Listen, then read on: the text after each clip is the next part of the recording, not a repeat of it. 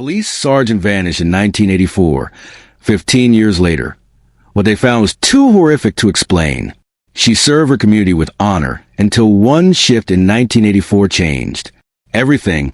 A respected police sergeant vanished. No goodbyes, no witnesses, no leads. Why did her patrol route change that night? What did a rookie cop reveal? Years later that was quickly buried? And what was discovered in a dry Canyon 15? Years later that no one can explain? Before we begin, take a second and comment the time in your part of the world right now.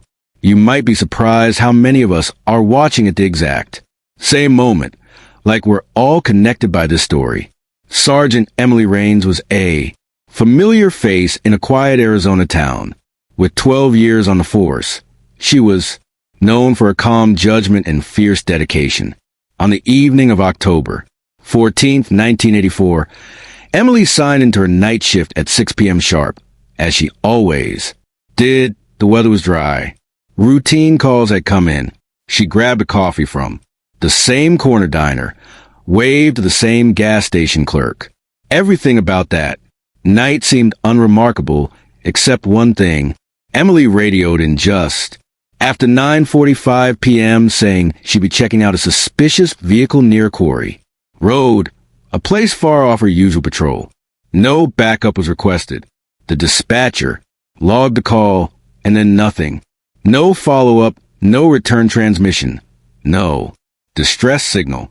By midnight, she had not returned, and when her unit tried to raise her over the radio, the line remained dead. At 12:27 a.m., another officer drove Emily's last known route. There was no sign of her cruiser, no fresh tire marks near the Quarry Road, no disturbed gravel. It was as if she had never driven that way at all. The force was shaken. Emily had no known enemies. She was not involved in any controversial investigations. She lived alone, had no recent disputes, and no sign of trouble at her home.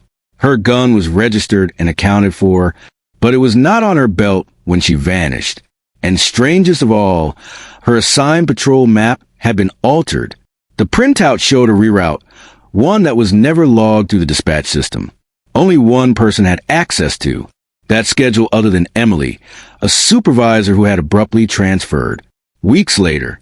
But when questioned, he claimed he didn't recall any changes. That line would become all too familiar in the years to come. Emily's younger sister, Marlene, was the first to sound the alarm outside of law enforcement when she visited the station the next morning.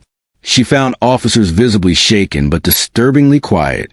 She was told only that Emily was off the grid. Marlene pressed for details. Why wasn't a search party deployed immediately? Why hadn't helicopters or tracking dogs been called in? The answers were vague. The department claimed they were assessing jurisdiction. The truth? Rumors swirled internally about a potential police cover-up. Emily had reportedly flagged inconsistencies in a minor drug bust a week prior, a case involving an off-duty officer's nephew. Had she said too much? Marlene remembered something else. 3 weeks earlier, Emily had mentioned she was being followed home from the station. She brushed it off. Now Marlene could not stop wondering. Was that the warning everyone missed, or was it already too late when she noticed? Emily's patrol car was a 1982 Ford LTD, standard issue for the department. It had a radio tracker installed for emergencies. When activated, it could ping its last known location. But when officers tried to access the system, the ping history was gone, corrupted. Officials blamed it on a system error. That explanation didn't sit right with Marlene, or with a few junior officers quietly asking questions of their own. The car was never found. Not in the desert, not in storage, not in water. It had vanished along with her. 15 square miles were searched on foot. Helicopters scanned with infrared, hoping to spot heat signatures in the rocky terrain. But there was no signal, no oil stains, no tire grooves. At some point, the search was scaled back, and when the town budget was reallocated a month later, it was clear the case had gone cold. quietly, deliberately. Nearly a year later, a rookie officer named Darren Holt resigned unexpectedly. He was just 22. In his final week, he met privately with Marlene at a roadside diner. Unrecorded and off the books. What he told her would change everything. Darren claimed he saw Emily's cruiser that night. He was patrolling near the service road by the quarry around 10:30 p.m. and caught a glimpse of taillights turning off into the brush. He radioed in to check if another unit was logged there. Dispatch said no, but Darren never followed the vehicle. He was told to let it go. By who? He hesitated to say. I liked Sergeant Raines. He told Marlene she didn't deserve what happened. Then he handed her something. A torn page from a logbook with the words Q Route 9 p.m. and the initials HL. When Marlene asked what it meant, Darren looked away and said, "Don't ask that out loud." For years, Marlene pushed for access to internal reports. She wrote letters, filed requests, even contacted journalists. Most doors stayed shut. But in 1992, a retired dispatcher named Gloria agreed to meet her. Gloria had kept a copy of the original radio transcripts from Emily's last shift just in case. One detail stood out. Emily's voice wasn't frantic in her last call. It was steady. Quarry Road. Possible 1066 solo approach. A 1066 meant a suspicious person or vehicle. But what? Gloria revealed next chilled Marlene. That part of the tape, the Quarry Road call, had been erased in the department archives intentionally. Someone had cut the official record. Marlene asked, why would someone do that? Gloria paused and replied, because what she saw, someone didn't want anyone else to hear. But the more Marlene dug, the more she realized too many people had stopped asking questions altogether. In late 1994, 10 years after Emily vanished, Marlene received a call from an unknown number. The voice on the other end was quiet male and unmistakably trembling. You're still looking for her? Marlene froze. Yes, she answered. I can't say much, the voice whispered, but check the drylands, north gully, south ridge line, below the old service road. Then the line went dead. She contacted police immediately. A unit was sent, but no formal dig or drone. Scan was done. The report filed it as a false lead. 3 months later, that area was developed for off-road vehicle training. It was bulldozed and reshaped, and the land's original topography lost. Forever. Marlene could not understand how such a specific tip was brushed off. Unless someone didn't want the area searched, unless someone was watching her movements. And if so, who knew she had received that call? In 1998, 14 years after the disappearance, an amateur hiking group stumbled upon something strange deep inside a rock gulch during a dry season. A rusted roof, a battered antenna, faded red and blue lights coated in dust. It was a police car, badly decayed, sunken into dried mud and trapped in a narrow pit, as if it had been driven or pushed off a slope. The group immediately reported the find. When authorities arrived, the VIN number confirmed it. Emily Raines' patrol car. It had been there all along, hidden in plain sight. Inside the trunk, no body, no weapon, just a rotted-out folder sealed in plastic marked Q Route. The ink was smeared, but under special light. Faint handwriting was visible. It wasn't supposed to go this far. That note wasn't in Emily's handwriting, and that's when the case, long buried, exploded back into the spotlight. When the crime lab enhanced the note found in the trunk, they were able to match two critical letters scribbled at the bottom, HLL, the same initials Darren Holt had flagged years ago. The department tried to keep that detail quiet, but Marlene still had connections. Inside, one of them sent her a photo of the folder under blacklight. She stared at the letters for hours. Could it really be Holt? Was he involved? Or had he tried to stop something and failed? Marlene tracked him down.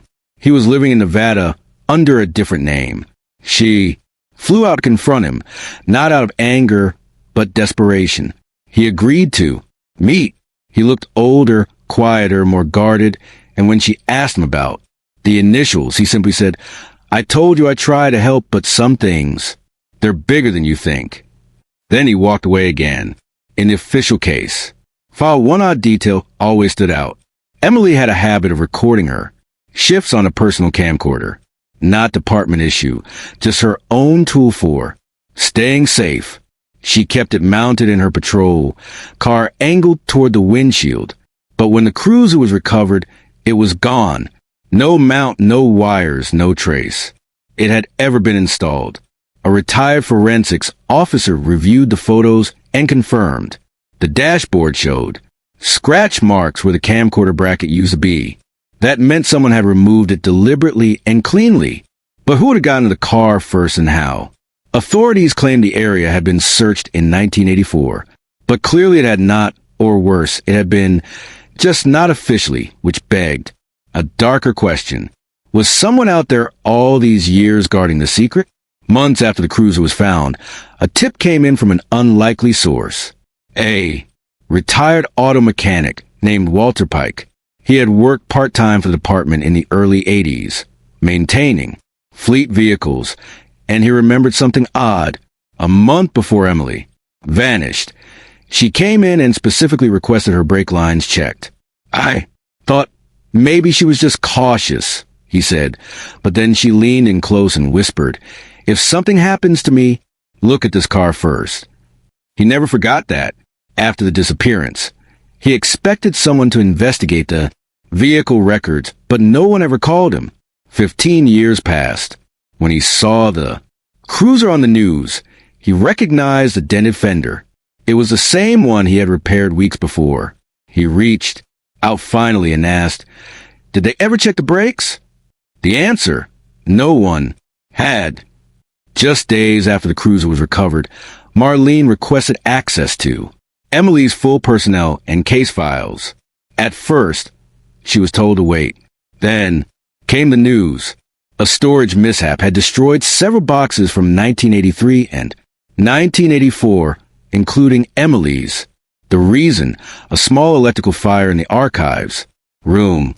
No injuries, no report filed, just a quiet apology and a closed door. But Marlene wasn't buying it. She discovered that only her sister's files, along with a few related traffic stop logs, were missing. Every other record on that floor remained intact. Even the officer who gave her the denial looked uneasy. "It's like someone wants to erase her from history," he muttered under his breath. Marlene leaned closer and asked, "Then why did they leave the cruiser?" The officer looked up. Maybe they wanted it found, just not too soon. In a town hall meeting held after the cruiser discovery, dozens of citizens gathered to discuss reopening the case. Reporters were present. Police officials looked tense. The mood was heavy. Marlene spoke passionately about her sister, urging transparency. The crowd applauded. But at the back of the room, she noticed a man standing in the shadows, silent, arms folded, not taking notes like the rest. Something about him felt familiar. After the meeting, she tried to find him. Gone. She asked around. No one else had noticed him, but later she received an envelope in her mailbox. No return address. Inside, a faded photograph of Emily at a gas station. Time-stamped just 15 minutes before her last radio call. And in the background, a man leaning against a black sedan wearing the same jacket as the one at the meeting. Was it him? And if so, why now? Determined to find something the police had missed, Marlene requested access to old patrol logs. Not just Emily's, but every shift. Scheduled around the date, she vanished. She spread out pages across her dining table highlighting names, times, and locations.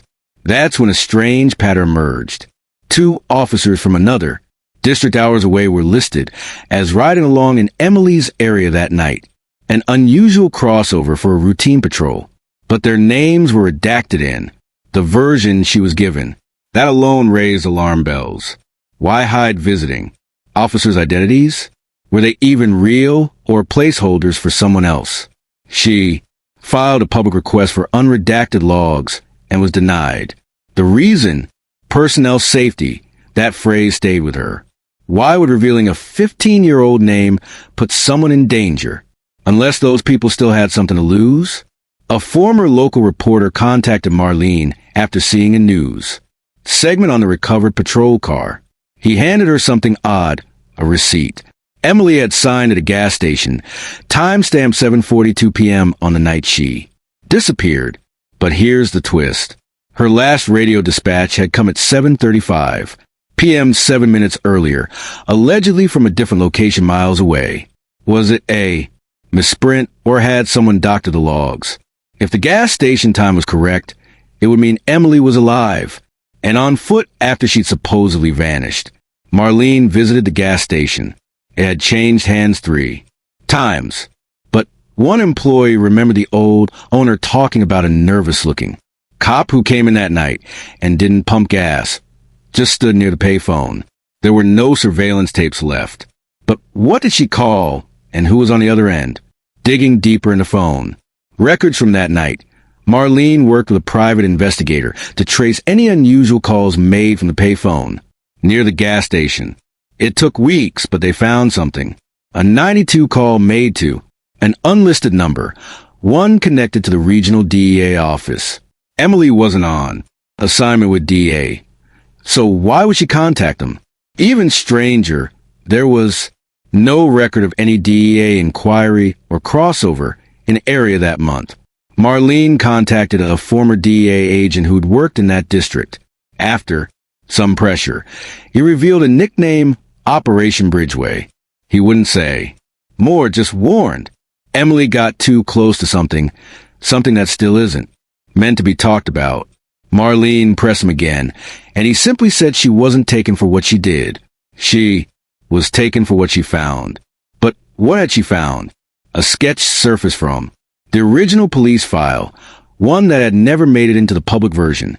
It was drawn by Emily's own hand, dated 2 weeks before her disappearance. It showed a narrow bridge over a ravine with 3 figures and a parked vehicle. Nearby, one of the figures had a badge. The other 2 didn't. Marlene stared at the sketch, confused. Then she remembered a rural bridge about an hour from their home, a place Emily used to drive to when she needed to clear her head. She drove out there with the sketch in hand, and beneath the overgrowth on one of the support beams, she found it, a set of initials carved into the concrete. EJ, I saw you. Faded, but unmistakable. Someone had left a warning or a promise. But was Emily the one who carved it? While sorting through one final stack of records, Marlene stumbled upon something overlooked, a tattered file mislabeled under an unrelated traffic stop case. Inside was a small, grainy photo of Emily, not in uniform, taken from a distance. She was meeting someone in a diner parking lot, head turned as if sensing she was being watched. The note attached was scribbled with initial CB and the words, "She knows too much." Watching her closely, there was no explanation, no follow-up, no context. But this file had a fingerprint tag. Marlene paid to have it analyzed. The print matched a former federal agent who had died in 1999. His death officially ruled a suicide, but Marlene uncovered whispers of internal conflict, secrets, and quiet payoffs. She looked at the photo one more time. If Emily had been under surveillance by feds, not locals, then her disappearance wasn't random. It was intentional. Marlene tracked down a former city councilman who served during the 1980s. He had nothing to gain now, retired, widowed, and blunt. When she mentioned Operation Ridgeway, he went, "Still, that wasn't local," he said. "That came from above. And and I mean way above. We were told to stay out of it. Just keep things quiet." According to him, Ridgeway involved drugs, movement of cash, and compromised officials. Emily unknowingly may have stumbled into something meant to stay buried. But what was she doing at that bridge 2 weeks before she disappeared? The councilman leaned in and said, "I only heard one thing. She had photos." Photos of what? And where were they now? He didn't know, but he left her with one final sentence. If you're stirring this up again, be careful. They're not done watching. Back at home, Marlene dug into the last untouched spot, the garage attic. In one rusted toolbox, buried beneath layers of old uniforms and empty shell casings, she found a locked metal box. Inside, wrapped in oilcloth, were 3 undeveloped rolls of 35mm film, a handwritten note in Emily's precise penmanship, and a photo envelope marked "Keep Safe." The note read, "If anything happens to me, don't trust a badge. Only show these when it's safe." The film was too old for standard development. Marlene reached out to a film preservationist who agreed to help, but it would take 2 weeks. What was on those rolls? The envelope held only one photo, a blurred image of what looked like a transaction. 2 men passing a thick envelope beside a squad car, but the squad number, it belonged to A, retired captain still alive. The man in the photo, Captain Ray Donnelly, had retired in 1990 with full honors, but his record had strange gaps, several. Years without field work, sudden promotions, and sealed combinations. Marlene visited his nursing home. He was frail but lucid, and when she laid the photo on his blanket, his hands trembled. He stared at it for a long time before saying, "That night we were told to let it happen." "Let what happen?" she asked. She wasn't supposed to be there. Ree refused to name names, only whispering. She found the warehouse. She wasn't the first, but she was the last. Marlene pressed for details, but he just muttered. That's why the car ended up where it did, far enough down. They hoped no one would ever find it, but someone had found it. Was it too late to follow the trail? 2 weeks later, the film rolls were ready. Marlene opened the digital scans with trembling hands. Frame after frame showed images taken at night. Emily's handwriting noted dates, times, and locations. One series showed a dockyard, near the bridge where unmarked vans loaded crates onto boats. Another showed men, some in uniforms, passing duffel bags at a storage unit clearly numbered 114, and the last row, it was a sequence. Emily had captured someone, following her car. Same black sedan, same plates, multiple nights. One photo, taken through her rear view mirror, showed the driver, clearly a man still active in law enforcement today. Marlene gasped. She had proof. But would it be enough? Because what she did next, that would decide everything. Marlene arranged a meeting with a reporter from a national paper, someone willing to take risks. They agreed to meet at a cafe near the courthouse, but the reporter never showed. Instead, a man in a plain gray suit entered, sat across from her, and calmly said, "You need to stop. This story doesn't end the way you think." He slid a manila envelope across the table. Inside was a single document, a sealed file from 1985, stamped with her sister's badge number. The bottom read, "Case resolved internally." No explanation, no signature, just a silent closure. She looked up, heart pounding, but the man was already walking out the door. She raced after him, but he was gone. The number 114 stuck in Marlene's mind. It matched the unit shown in Emily's photos. She checked public records. That storage facility still existed. With cautious hope, she drove across town and found it. A rusting, forgotten complex tucked behind an old industrial yard. Unit 114 was still registered, but not to her sister, to a shell company. Dissolved in 1991. Marlene slipped through a loose panel-on the gate and approached the door. The lock was old but brittle. One crowbar, and a racing heart later, she forced it open. Inside was a single crate wrapped in heavy plastic. Dust rose in clouds. It hadn't been touched in years. She pried it open, and inside, under moldy tarps and rotted documents, she found something that froze her breath. A bundle of cassette tapes labeled Emily Notes and a sealed brown envelope marked confidential. Marlene brought the tapes home and found an old recorder. She hesitated before pressing play. Emily's voice crackled through the speaker, tired, urgent, but unmistakably hers. "If you're hearing this, I guess I never made it back. I was right. They're hiding something under the bridge. I saw crates, guns, drugs, and someone I knew was involved." She listed badge numbers, times, dates, all in a calm, methodical tone. It wasn't paranoia. It was evidence. But around the third tape, the tone changed. "They know I've been watching. I saw the same car again last night. Same license plate. They know where I live." Then silence. The last minute of the final tape was blank, except for a quiet knock and Emily whispering, "They're here." Marlene dropped the recorder. That was the night. She vanished. But who exactly were they? The brown envelope had no return address. Only 2 words written in black ink. "Read carefully."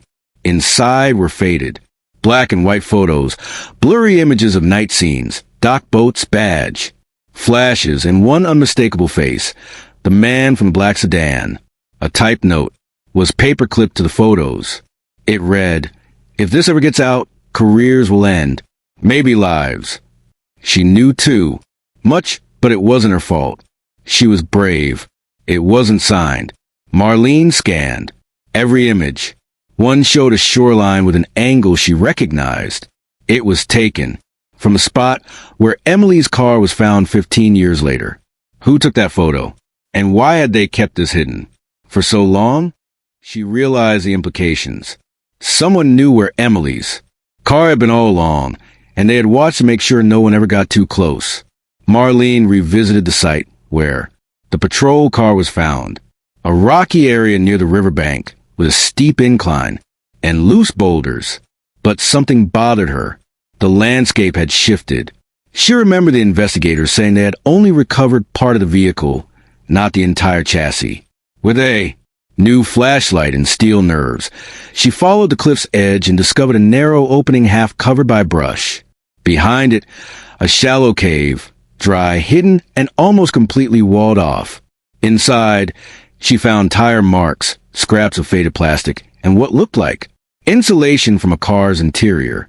Someone had tried to move the car, or part of it, deeper into the rocks, but they failed. Why? And more importantly, what had been in the part that was never recovered? Whatever it was, someone still wanted it buried. Back at her sister's old apartment, now long leased out, Marlene contacted the landlord, who kindly allowed her to search the basement storage assigned to Emily. There, tucked behind a water heater, was an old wooden box marked with a heart, and the initials inside were childhood, trinkets, but beneath them, a final hidden compartment. It held one more cassette. This one wasn't labeled. She played it. "I've copied everything and hidden the rest. I'm scared, but I can't walk away. If anything happens, look for the badge with the scratch." A badge? Marlene didn't understand until she realized she had seen one like that in one of the photos. The scratch badge number was 7,431. She looked it up, and what she found made her blood run cold. The officer, where it was still active duty, and now he knew Marlene was getting too close. Badge number 7431 belonged to Officer Kenneth Doyle, a name that had never come up in any of the previous investigations.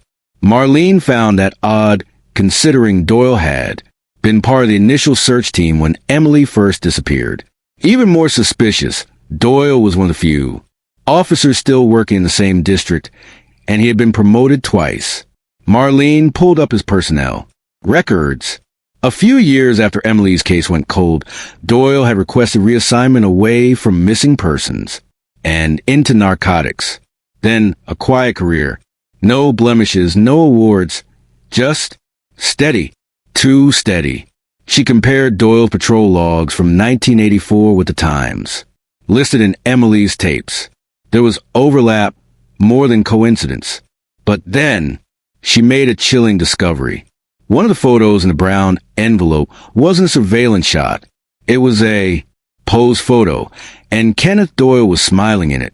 Marlene contacted a retired officer who had worked the department back in the 80s. Carefully, she asked about Doyle. The retired cop hesitated, then said he was quiet, kept himself, but he and Emily didn't exactly get along. She accused him of cutting corners on an arrest report once. It got ugly. Emily had filed a complaint that had never been mentioned. Marlene dug into old internal affairs reports and finally found it buried in a file marked non-actionable. Emily had accused Doyle of falsifying evidence in a drug arrest. A week later, she vanished. Coincidence? In the same report, there was another name, a detective who had signed off on closing the internal complaint. That detective? He retired in 1998, the same year Emily's car was found. Why were so many loose ends being snipped just before that discovery? And why did it feel like someone had planned the timing? Back in the late 80s, a homeless man named Delroy had told police he'd seen a woman, matching Emily's description, arguing with a man near the cliffs where a car was eventually found. He'd even described the man's car, a black sedan with government plates. The case file noted his statement and then dismissed it due to lack of credibility. Marlene tracked Delroy down. He was still living in the same part of town, now in a halfway shelter. When she brought up Emily, he remembered her instantly. I told him she was scared, said she was trying to run. The guy grabbed her, pushed her down, but they laughed at me. Marlene showed him a photo of Kenneth Doyle. Delroy's eyes went wide. That's him, he whispered. But he had more to say. He'd seen Doyle, again weeks later, throwing something into the river. Marlene returned to the riverbank, this time with a private dive team she hired with the last of her savings. Using sonar equipment, they began scanning the water near where Delroy claimed Doyle had dumped something. What they found shocked them. About 12 foot down, lodged in the muddy riverbed, was a long metal object wrapped in chains. Divers surfaced with it. It was a duffel bag sealed tight, waterlogged and reeking. Inside were several items: a rusted handgun, a badge with a scratch across the number, and a water-damaged notebook with only a few legible words. One line stood out: "If I disappear, this man is why." The signature, E.S. Emily. The notebook had survived 15 years underwater, just barely, but it raised an urgent new question. Why would Doyle throw away a badge that wasn't his? Or was it his? After all, with everything she had, the tapes, the notebook, the badge, the photos, Marlene approached a journalist who had once covered corruption inside the force. He listened in silence. When she was done, he said, "That's more than a story. That's a bombshell." They agreed to meet with an attorney and present it all to the state investigator's office. But when the file was finally submitted, they were told something shocking. Kenneth Doyle had quietly retired 2 months earlier. He'd moved out of state. No forwarding address, no official retirement. Statement just vanished. No one in the department had spoken to him since. The state declined to open an investigation due to insufficient criminal evidence. Marlene was stunned. Even with everything in hand, no one wanted to touch it. But the biggest mystery remained. If Doyle had left, what or who was he still afraid of? In a follow-up interview with a retired officer, Marlene asked one last question. Did Emily ever mention a place she went to? Clear her head? He nodded slowly. Yeah, a cabin. Her uncle's, I think, near Mirror Ridge. Marlene's heart raced. Mirror Ridge was only 20 minutes from where Emily's car had been found. No mention of this cabin existed in the official reports. Had anyone ever searched it? She contacted the land registrar. The property had been sold in 1989, 5 years after Emily's disappearance, by someone claiming to be her next of kin. The name was unfamiliar and worse. The signature was forged. Marlene drove there. The cabin still stood overgrown but intact. Inside it was empty until she opened a trap door beneath a rug. The air changed. The flashlight beam caught something. Was this where it ended or where it all began, Marlene descended slowly into the darkness. Dust swirled in the flashlight beam, and the creaking beneath her echoed like distant footsteps. Below, the cabin was a narrow crawl space, damp, cold, and lined with stone. It had not been touched in years. Then her light caught it, writing on the wall. Scratched into the stone in crude, jagged letters were 3 words. "I'm still here." Marlene froze. There was no body, no bones, just a frayed piece of cloth, the color and pattern matching the uniform Emily wore in the 1980s. Marlene backed out and called in the discovery anonymously. She could not risk the evidence being buried again. Forensics teams arrived days later. The writing matched Emily's known handwriting samples, but there was no conclusive evidence she had died there. So, the bigger question haunted everyone who heard the report. Had Emily been kept alive for a time? The official story was unraveling. Emily's car was found in 1999. The badge in the river had been submerged since at least 1990. And now, handwriting believed to be from 1985 inside a cabin forgotten by everyone. Marlene laid out the timeline on her wall and realized something chilling. There was a 5-year gap where no one had even been looking for Emily. And in that time, several other women had also vanished from nearby counties. All were dismissed as runaways or domestic disappearances. The pattern wasn't exact, but it was enough to raise alarm. She compared old case files and found a common thread. In every case, one of the initial investigators was Kenneth Doyle. Why wasn't anyone connecting this? Then she received a voicemail. A man's voice. Altered. You're looking where you shouldn't. Some doors aren't meant to open. The call came from a burner phone in her own city. Marlene took the voicemail to a journalist contact in cybersecurity. The voice was digitally scrambled, but the signal had pinged near the old police headquarters. Doyle hadn't left the state. He'd gone underground. She passed all her findings to a senator's aide who promised an internal review. Weeks passed. Then the story disappeared. Literally, her article draft was rejected. The reporter who had helped her took sudden leave. Her email accounts were breached. Even the forensic report from the cabin vanished from public databases. It was as if the truth was being peeled back, one page at a time. And then quietly the cabin burned. Arson. No suspects. No arrests. The police called it a vandal's accident, but Marlene knew better. Somewhere someone had decided Emily's story should end not with answers, but with silence. But silence leaves echoes. 15 years after she disappeared and still no closure. But every year since the car was found, someone left fresh leaves at the cliff's edge. No note, no photo, just the flowers. In 2005, a memorial plaque was quietly added to a park near the precinct. It read, Sergeant Emily Sloan, 1952 to unknown. You never walked alone. Who authorized it? No one knew. The department denied placing it. The city said it wasn't registered. Marlene visited often, placing her own candle beside the stone. One day, she found a note tucked behind the plaque. Truth buried is still truth, but it waits. It wasn't signed, but the paper matched the kind used in the old department memo pads. She looked up at the sky and whispered the question everyone was still asking. Was Emily ever going to come home? And if not, who was keeping her away? 2 years after the plaque appeared, Marlene received a package. No return address. Inside was a manila folder, yellowed, brittle, but intact. It contained photocopies of what looked like old case notes, some redacted with thick black marker, others barely legible. At the top corner of every page, one name was stamped faintly. Sergeant Emily Sloan, official. 1. Entry caught Marlene's breath. Interview notes with Sloan, July 1986. Protective. Custody transfer pending. Protective custody. That date was 2 years after.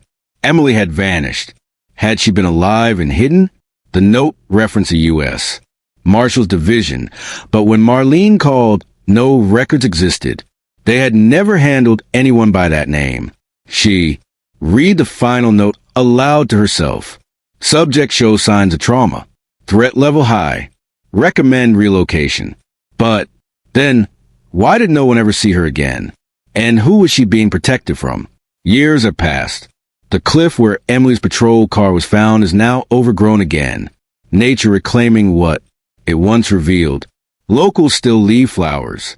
Children ride past on bikes, unaware of the shadow the place holds. And the question still lingers. Was Emily killed by someone she trusted, someone in uniform? Or was she taken into silence by an institution meant to protect her? No one has answered. The case remains officially open, but unofficially forgotten. Marlene moved on, but every so often her phone buzzes with an untraceable call.